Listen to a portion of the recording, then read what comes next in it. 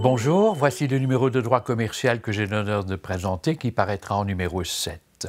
Ce numéro comporte tout d'abord 2 arrêts de la Cour de cassation en droit des sociétés.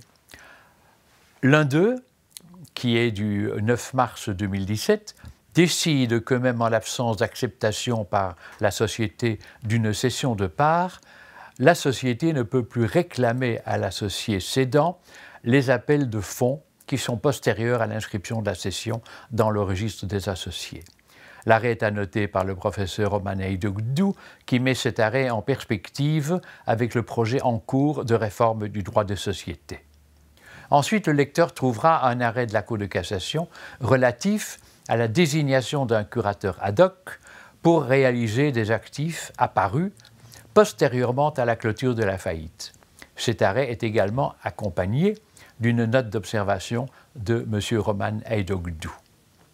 Toujours en droit de la faillite, il y aura un jugement du tribunal de commerce de Liège, division de Verviers, qui tranche des questions relatives à l'admission des créances.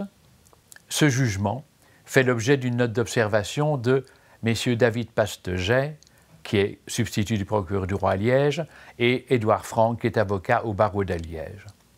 Enfin, on trouvera des arrêts de la Cour de justice de l'Union européenne en matière de droit aérien qui vont clore ce numéro. Il sera surtout question des droits des passagers en cas d'annulation ou de retard d'un vol. Il y a notamment un arrêt qui concerne une collision entre un avion et un volatile. Chacun des arrêts fait l'objet d'un commentaire de M. Pierre Fauconnier, qui est un spécialiste du droit des transports. Voilà donc ce numéro que j'ai préparé avec la collaboration des éminents professeurs et avocats que j'ai cités. Je vous en souhaite une très bonne lecture.